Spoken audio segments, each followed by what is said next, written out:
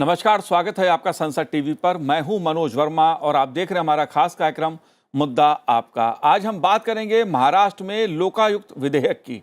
इस मुद्दे पर बात इसलिए करेंगे क्योंकि मुख्यमंत्री और मंत्रिपरिषद को भ्रष्टाचार रोधी संस्था लोकपाल के दायरे में लाने वाला लोकायुक्त विधेयक 2022 हाल ही में महाराष्ट्र विधानसभा से पारित हो गया। लोकायुक्त का एक अध्यक्ष होगा जो किसी उच्च न्यायालय का वर्तमान या पूर्व मुख्य न्यायाधीश होगा। इसके अलावा इसमें सुप्रीम कोर्ट या बॉम्बे हाई कोर्ट का कोई न्यायाधीश भी होगा। लोकायुक्त में अधिकतम 4 सदस्य होंगे, जिनमें से 2 न्यायपालिका से होंगे। इसमें मुख्यमंत्री, उप मुख्यमंत्री, विधानसभा अध्यक्ष, विधान परिषद के अध्यक्ष, विधानसभा और परिषद में विपक्ष के नेता और मुख्य न्यायाधीश या उच्च न्यायालय के मुख्य न्यायाधीश द्वारा मनोनीत एक न्यायाधीश शामिल होंगे। 18 दिसंबर 2022 को महाराष्ट्र मंत्रिमंडल ने लोकायुक्त बिल से संबंधित मसौदे को मंजूरी दे दी थी। मंत्रिमंडल की बैठक में लोकपाल की तर्ज पर महाराष्ट्र में लोकायुक्त शुरू करने की अन्ना हजारे कमेटी की रिपोर्ट को मंजूरी दी गई थी। महाराष्ट्र में लोकायुक्त विधेयक की पहल के क्या मायने हैं? लोकपाल और लोकायुक्त जैसी संस्थाओं की आवश्यकता क्यों है? क्या लोकायुक्त की व्यवस्था राजनीतिक प्रभाव से मुक्त है?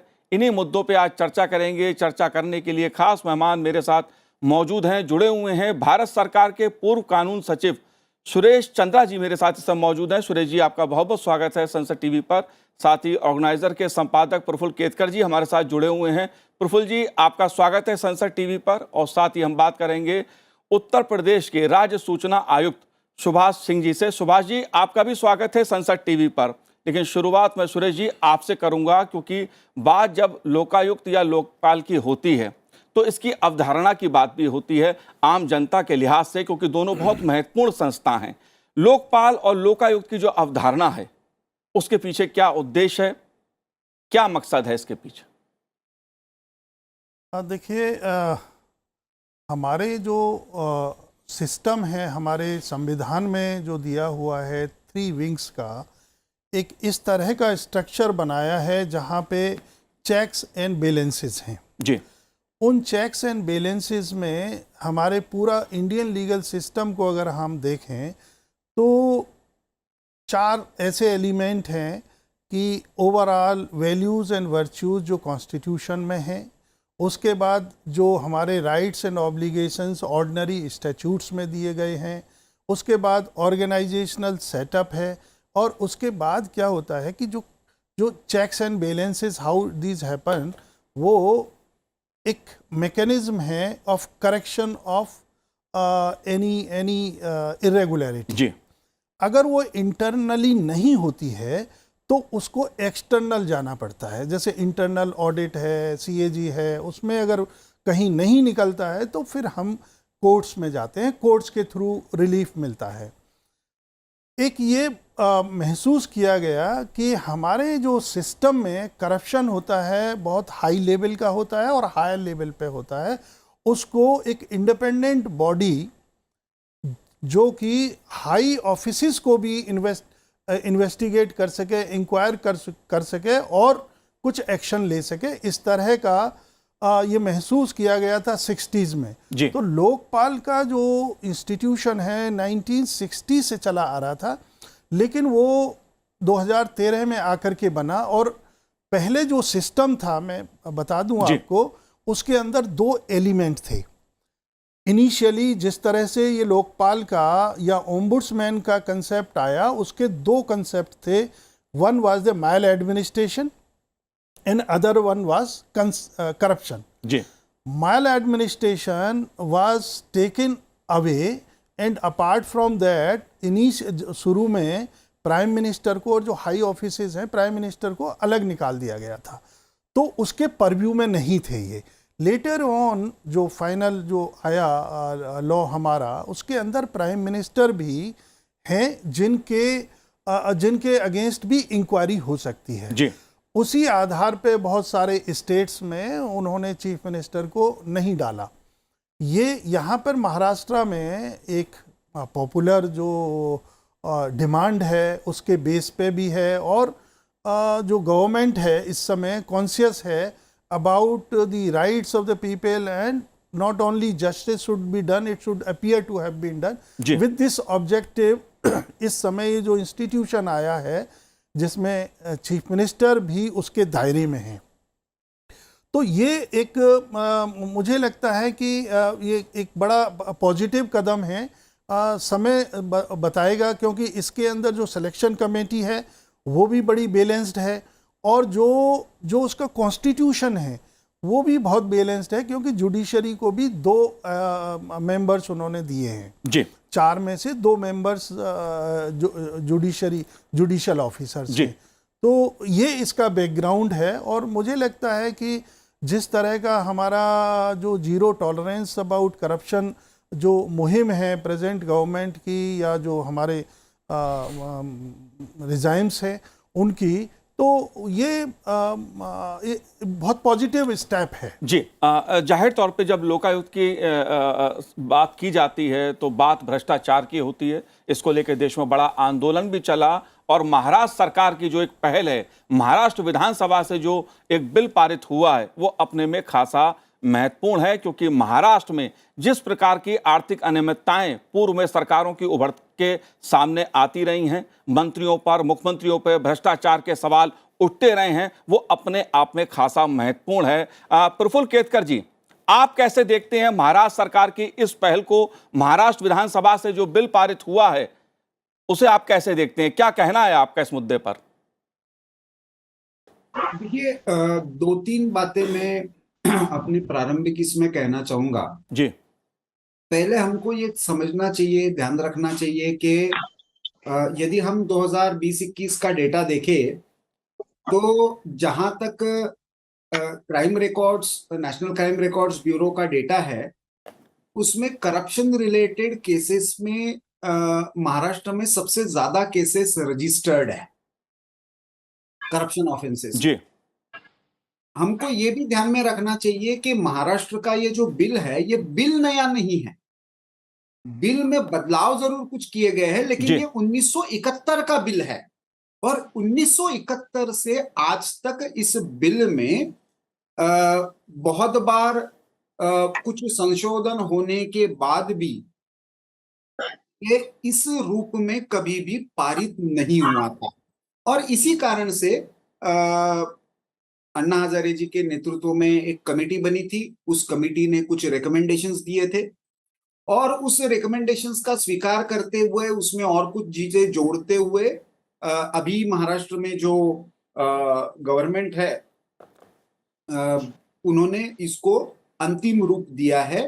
भ्रष्टाचार विरोधी, हमको जो लोगों के लिए ये समझना आवश्यक है कि पहली बार किसी भी स्टेट में ये हुआ है कि मुख्यमंत्री और उनकी कैबिनेट लोकायुक्त के दायरे में आ गई है। जी। दूसरा, इसके लिए यदि कोई इंक्वायरी उनके बारे में इनिशिएट करनी है, तो उसके संबंध में कोई भी मोशन लाने के लिए वो सेशन में लाया जा सकता है। इसको 2/3 मेंबर्स का एक तरीके से सपोर्ट लगेगा। जी। और जैसे कि अभी चंद्रा जी ने कहा कि और आपने भी एक्सप्लेन किया कि एक चेयरपर्सन और 3 इसके सदस्य, 4 में से कम 2 जजेस हो जिनका एक लीगल एक्सपीरियंस हो, तो मुझे लगता है कि बहुत बैलेंस्ड बिल है। इसमें और एक बात मैं बताना चाहूंगा मनोज जी, कि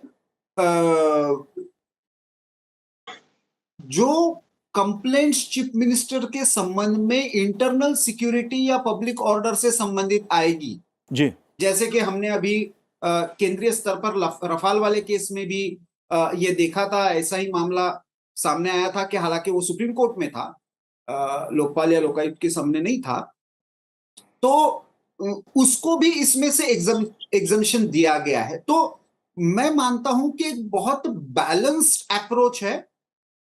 एंटी करप्शन टीथ ऑम्बुड्समैन को देने के लिए लोकायुक्त को एक सफिशिएंट पावर्स भी दिए गए हैं, और वो करते हुए एग्जीक्यूटिव की जो कुछ डिसीजंस, सख्त डिसीजन लेने के लिए जो एक स्वायत्तता चाहिए, एक ऑटोनॉमी चाहिए, उसको भी सुनिश्चित किया गया है।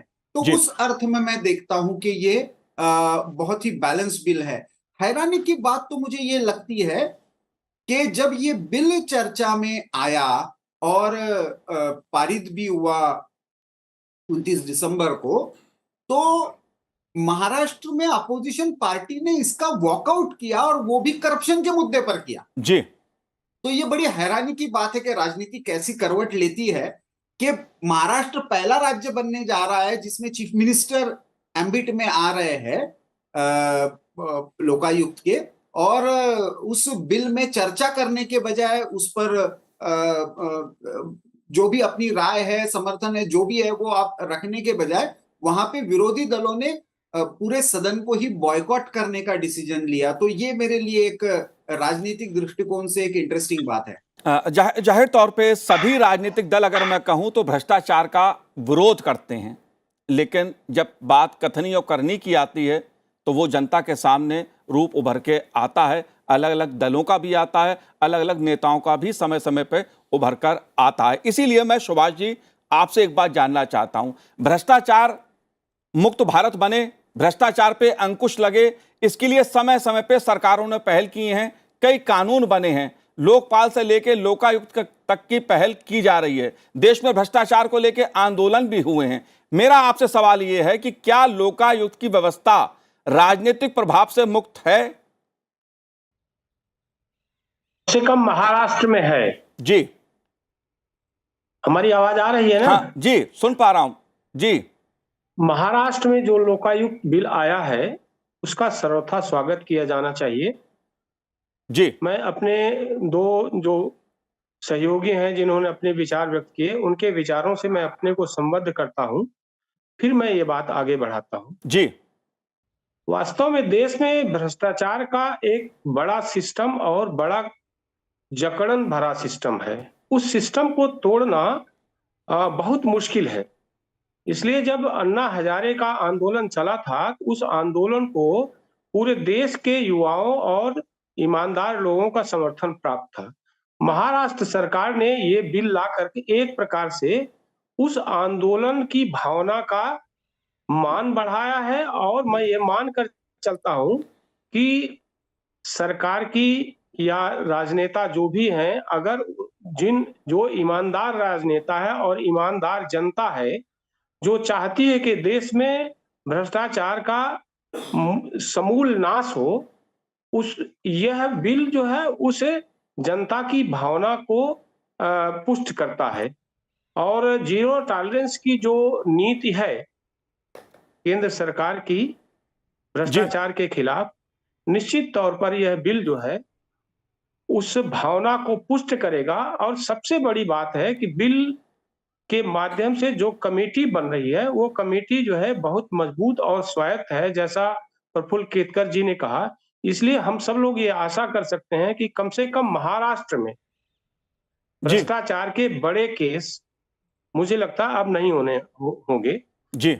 दो मंत्री जेल में रहे, एक मंत्री अभी बाहर आए हैं, एक सांसद भी भ्रष्टाचार में जेल गए और वो बाहर आए हैं। तो महाराष्ट्र एक प्रकार से जो है, चूंकि वहां पर जो है, ये मैं मानकर चलता हूं कि केंद्र हो या राज्य हो, अगर वहां गठबंधन की सरकारें आती हैं तो निश्चित तौर पर भ्रष्टाचार का जो है बोलबाला रहता ही है। ऐसे में यह बिल और इस तरह की कमेटी गठबंधन सरकारों के प्रभाव से मुक्त होकर के भ्रष्टाचार की जांच कर सकती है। और इस बिल का सर्वथा स्वागत किया जाना चाहिए। जी बिल्कुल। सुरेश जी, क्योंकि मैं ये सवाल मैंने इसलिए उठाया क्योंकि जब भी लोकायुक्त की व्यवस्था की जाती है, कोई समिति बनाई जाती है, उस समिति में जो नियुक्तियां होती हैं उसकी पहल जाहिर तौर पे जो हमारा राजनीतिक व्यवस्था है, जो हमारी प्रशासनिक राजनीतिक व्यवस्था है, वही पहल करती है। और कहीं ना कहीं एक ये सवाल उठता है कि हम भ्रष्टाचार से लड़ने की पहल कर रहे हैं, भ्रष्टाचार पे अंकुश लगाने की पहल कर रहे हैं, लेकिन जो समिति बनाई जा रही है, मैं केवल बात महाराष्ट्र की नहीं कर रहा, क्योंकि देश के अलग अलग राज्यों में लोकायुक्त की व्यवस्था है। जाहिर तौर पे आम जनता के मन में यह सवाल आता है कि क्या वो व्यवस्था राजनीतिक प्रभाव से मुक्त रहेगी? कितनी पारदर्शिता इसमें कही जाए, कितनी जवाबदेही इससे तय होगी? देखिए, बहुत अच्छा सवाल है ये। और इसमें इसको हम दो तरीके से देखेंगे। पहले तो जो सिलेक्शन कमेटी है उसमें मुख्यमंत्री हैं, उप मुख्यमंत्री हैं, फिर सभापति हैं विधान परिषद के, और विधानसभा के सभापति हैं, अध्यक्ष हैं। उसके बाद लीडर ऑफ अपोजिशन भी हैं जी, और एक चीफ जस्टिस ऑफ महाराष्ट्र और एक जज हैं। तो ये समिति बहुत ही बैलेंस्ड है और इसमें आप खाली ये नहीं कह सकते कि खाली गवर्नमेंट का ही इसमें वर्चस्व है। अगर आप देखेंगे तो majority of the people are other than the government side. अब आते हैं हम जो मेंबर्स होंगे, उस मेंबर्स में भी अगर आप उसको देखें तो उसके जो अध्यक्ष होंगे वो चीफ जस्टिस या सुप्रीम कोर्ट के जज होंगे, और उसके बाद दूसरे जजेस होंगे, और 25 साल की एक्सपीरियंस के कुछ जो लोग कानून में या अर्थव्यवस्था में या पब्लिक एडमिनिस्ट्रेशन में जिनका एक्सपीरियंस है वो होंगे। तो इसमें मेजॉरिटी अगर देखेंगे तो जुडिशियल ऑफिसर्स ही होंगे, और जुडिशियल ऑफिसर्स को अगर हम डाउट करने लगेंगे तो बड़ा मुश्किल होगा, क्योंकि वो based on evidence he decision लेते हैं। मैं यहाँ पर एक बिल्कुल स्ट्राइकिंग और बहुत इम्पोर्टेंट फीचर इस एक्ट का बताऊंगा, जो बिल है जो पास हुआ है जी। और वो ये है जो लोकपाल बिल में भी नहीं है, और जो कई ऐसे बॉडीज़ हैं, बड़ी स्ट्रॉन्ग बॉडीज़ हैं, उनके पास वो पावर नहीं है। और वो पावर है, इस लोकायुक्त को पावर दी गई है कि कोई आदमी कोई पर्सन इनके ऑर्डर्स को, लोकायुक्त के ऑर्डर्स को या उनकी अवमानना करता है, अवहेलना करता है, तो वो उसको भी पनिश कर सकते हैं। ये इसका सबसे स्ट्राइकिंग फीचर है जी। इस बिल का। अदर देन दिस के चीफ मिनिस्टर भी उसके हैं, मिनिस्टर भी उसके दायरे में आते हैं, ये तो लोकपाल में भी था, लेकिन ये बहुत इम्पॉर्टेंट है क्योंकि स्टेट गवर्नमेंट अभी तक और स्टेट गवर्नमेंट में कहीं पर भी ये लागू नहीं हुआ, लेकिन यहाँ पे लागू हुआ है, और पॉपुलर जो डिमांड थी उसको एक्सेप्ट किया गया है। तो ये बहुत ही प्रोग्रेसिव मुझे लगता है कि वो स्टेप है। जी प्रफुल्ल जी, मैं राजनीतिक व्यवस्था का सवाल इसलिए उठा रहा हूं क्योंकि भ्रष्टाचार और राजनीतिक व्यवस्था, उसको लेकर तमाम सवाल जनता के बीच उठते रहे हैं। अगर दिल्ली की बात करूं, दिल्ली राज्य की मैं बात करूं, तो एक बड़ा आंदोलन दिल्ली में चला भ्रष्टाचार को लेकर, लोकपाल को लेकर। स्वयं बड़े बड़े उसमें नेता शामिल हुए, सामाजिक कार्यकर्ता शामिल हुए, लेकिन जब सरकार बनी राज्य में, तमाम तरह के घपले घोटाले उभर के सामने आने लग गए। महाराष्ट्र में भ्रष्टाचार को लेकर कानून पहले था जैसा आपने कहा, लेकिन तमाम घपले घोटाले, मंत्रियों पे आरोप लगे पूर्व की सरकारों पर। ये जो राजनीतिक व्यवस्था है और भ्रष्टाचार और कानून, इस मुद्दे पर आपका क्या कहना है?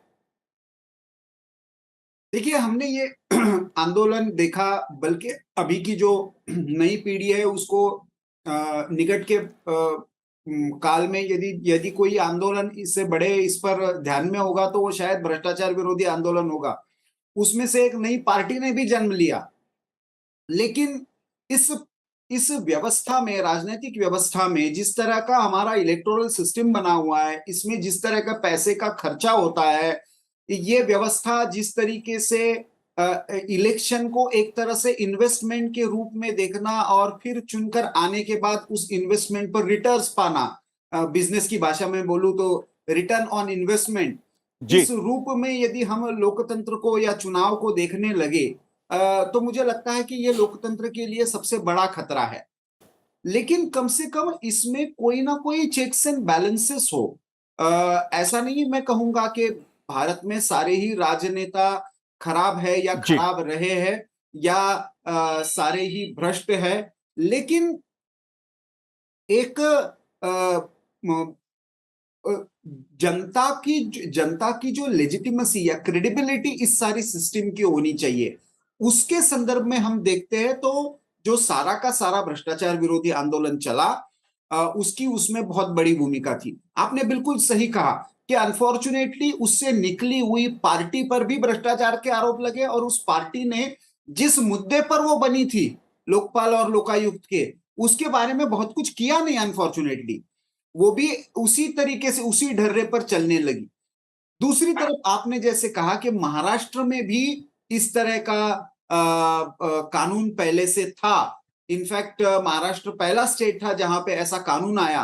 लगभग मेरी जानकारी सही है तो अक्टूबर 1972 से ये कानून आया जी। और इस कानून में विशेषता ये है कि इसमें सामान्य व्यक्ति को किसी भी पब्लिक सर्वेंट के बारे में करप्शन के चार्जेस को लेकर इन्वेस्टिगेशन करवाने के लिए वो कंप्लेंट कर सकता है। इसके सिवा चंद्रा जी ने जैसे कहा कि माल एडमिनिस्ट्रेशन को लेकर भी यदि कोई इनजस्टिस हुआ है तो उसके बारे में भी वो कंप्लेंट कर सकता है। लेकिन अच्छी बात इसमें एक ये है जिस पर मुझे लगता है कि बहुत ज्यादा चर्चा नहीं होती, अध्ययन नहीं होता, बहुत ज्यादा हम इस मामले में कोई रिसर्च भी नहीं देखते कि 60 to 70% कंप्लेंट्स अभी तक ग्रीवेंस रिड्रेसल इस व्यवस्था में ऑलरेडी होता रहा है। अब ये और भी पुख्ता हो गई है क्योंकि इसमें एक तरीके से एक नया स्ट्रक्चर भी सामने आया है और उसमें जैसे कहा कि उच्चतम जो राजनीतिक पद है, मुख्यमंत्री से लेकर उप मुख्यमंत्री हो, और उसमें एक बैलेंस बनाने का काम इस एक्ट ने किया है। मुझे लगता है कि अन्ना हजारे जी के आंदोलन को सही मायने में किसी ने एक अंतिम रूप में लेकर जाने का जिस संदर्भ में वो देख रहे थे लोकपाल और लोकायुक्त, तो मुझे लगता है कि एकनाथ शिंदे और देवेंद्र फडणवीस को उसका क्रेडिट जाएगा। जी बिल्कुल। लेकिन सुभाष जी, एक सवाल आम जनता का, क्योंकि लोग भ्रष्टाचार के खिलाफ शिकायत करते हैं, लोगों को उम्मीद होती है कि लोकपाल हो या लोकायुक्त हो, उनकी जो व्यवस्था है वहां पर भ्रष्टाचार से कोई परेशान है तो उसे न्याय मिलेगा, जल्दी कार्रवाई होगी। लेकिन ऐसा देखने में आ रहा है कि कंप्लेंट की जाती है, शिकायत पहुंचती है, मामला पहुंचता है, लेकिन लंबे समय तक पेंडिंग रहता है। इस पहलू को आप कैसे देखते हैं? देखिए, ये इस बात पर निर्भर करता है कि लोकायुक्त का सिस्टम कैसा है। जैसे जो महाराष्ट्र में सिस्टम बनाया है उन्होंने, जिसमें 2 जजेज हैं और जो अन्य 2 सदस्य हैं वो भी जो है हाई क्रेडिबिलिटी के होंगे, तो इन्हीं से हम उम्मीद कर सकते हैं कि ये भ्रष्टाचार के खिलाफ जो भी शिकायतें आएंगी उनको जो है जल्दी संबोधित करेंगे और एक सिस्टम क्रिएट करेंगे कि कोई भी अगर शिकायत करता है, वैसे सामान्य रूप से जो है हर कोई शिकायत जो भी करता है उसमें जो हमारे यहाँ लोकायुक्त की व्यवस्था है उत्तर प्रदेश में, जो हमारी पास जानकारी है उसमें ये है कि जो शिकायत करेगा वो शिकायत का कुछ प्रारंभिक सबूत जरूर देगा और एफिडेविट के साथ। जी। जब ऐसा होता है तो यहाँ पर जो है हमारे यहाँ शिकायत कुछ सबूतों के साथ और एफिडेविट के साथ देता है तो ऐसी शिकायतों पर यहाँ जल्दी जांच होती है। और अगर केवल वेग शिकायत ऐसे ही दिए गए तो प्राथमिक स्तर पर मुझे लगता है यहाँ रिजेक्ट हो जाती होगी और अन्य जगहों पर होते। मूल सवाल यह है कि भ्रष्टाचार के बारे में अगर हम कुछ कह रहे हैं लोकायुक्त संस्था से, तो फिर हमारे पास उसका कोई न कोई एक सबूत होना चाहिए। और चूंकि मैं आरटीआई में हूं, जी। सूचना आयुक्त के रूप में मेरा अनुभव है, बहुत सारे लोग यहाँ आते हैं आरटीआई में जिनके पास सबूत नहीं होता है, आरटीआई से पहले सबूत इकट्ठा करते हैं। और कई बार लोगों ने कहा भी, जैसे मैं पूछता हूं कि भाई इसका लोकहित क्या है, आरटीआई में सबसे बड़ा सवाल होता है लोकहित क्या है, आरटीआई मांगने का आपका पब्लिक इंटरेस्ट क्या है।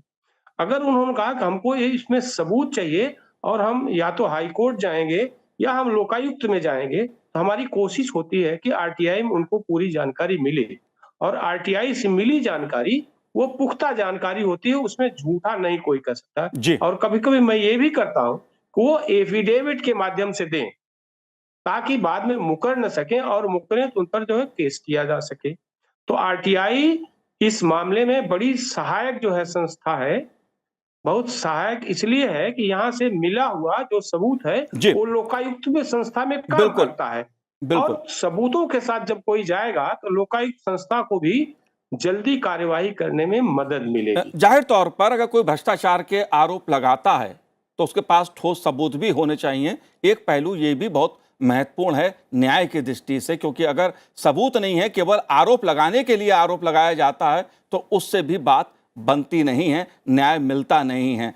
लेकिन एक आखिरी सवाल सुरेश जी मेरा आपसे है, क्योंकि केरल विधानसभा ने भी इस दिशा में पहल की, लोकायुक्त संशोधन विधेयक के रूप में इस दिशा में पहल की। अक्सर एक सवाल उठ रहा है कि अलग अलग राज्यों में जो लोकायुक्त कानून बन रहे हैं, जो व्यवस्था बन रही है, जो विधेयक विधानसभा से पारित हो रहे हैं, उसमें नियमों को लेकर, कानून को लेकर कहीं ना कहीं थोड़ा सा अंतर नजर आता है, एक रूपता नजर नहीं आती है। जाहिर तौर पे राज्यों की अपने अपने एकाधिकार, अपना अपना अधिकार है, अपना अपना क्षेत्र है उन सब का। इस पहलू को आप कैसे देखते हैं? क्योंकि अगर महाराष्ट्र का कानून मजबूत है और अगर ऐसा परसेप्शन बने कि केरल का कानून मजबूत नहीं है, तो उस पर भी सवाल उठेगा। इसे आप कैसे देखते हैं? देखिए, लॉ के दो सोर्सेज हैं जी। या तो लॉ हाई कमांड गवर्नमेंट लेके आए विदाउट एनी पॉपुलर डिमांड, दूसरा है कि there is a demand for that law. तो डिमांड तो है, अब वो डिमांड कितनी तेज है या वहाँ पे कितनी प्रबल है जो कि गवर्नमेंट को फोर्स करे। अब आपने जो प्रश्न पूछा है इसके दो, एक लीगल पहलू भी है। लीगल पहलू ये है कि हमारे यहाँ जब सेंट्रल एक्ट होता है, सेंट्रल एक्ट के अनुसार ही नॉर्मली हमारे स्टेट लॉज होते हैं। स्टेट सब्जेक्ट हो गए और एक सेंटर का हो गया।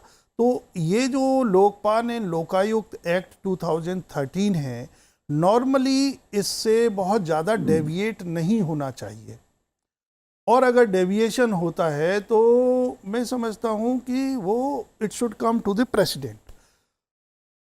अब मैंने ये एंट्रीज नहीं देखी हैं एक्चुअली कि to what extent, because state subject और स्टेट के जो पब्लिक सर्वेंट्स है they are subject matter of this.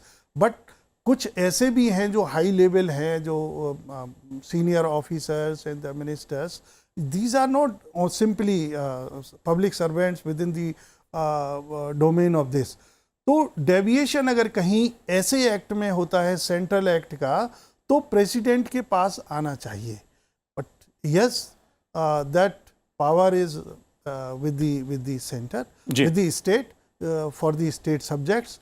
और क्योंकि मुझे लग रहा है कि इस तरह का एक लॉ आ गया है तो और पॉपुलर डिमांड आएगी, there will be pressure on the governments and maybe in times to come कुछ थोड़ा सा थीसिस, एंटीथीसिस और सिंथेसिस। बिल्कुल, लेकिन एक पॉजिटिव पहल है कम से कम। अगर लोकायुक्त या लोकपाल की दृष्टि से मैं कहूं, भ्रष्टाचार पे अंकुश लगाने के लिए ऐसी संस्थाओं की आवश्यकता है, और ऐसी संस्थाएं जो होती हैं वो कहीं ना कहीं भ्रष्टाचार पर अंकुश लगाती हैं और लोगों को एक उम्मीद देती हैं न्याय की कि भ्रष्टाचार पे अंकुश लगेगा, भ्रष्ट व्यक्ति के खिलाफ कार्रवाई होगी। आप तीनों ने इस कार्यक्रम में भाग लिया, बहुत बहुत शुक्रिया, बहुत बहुत धन्यवाद संसद टीवी से बात करने के लिए।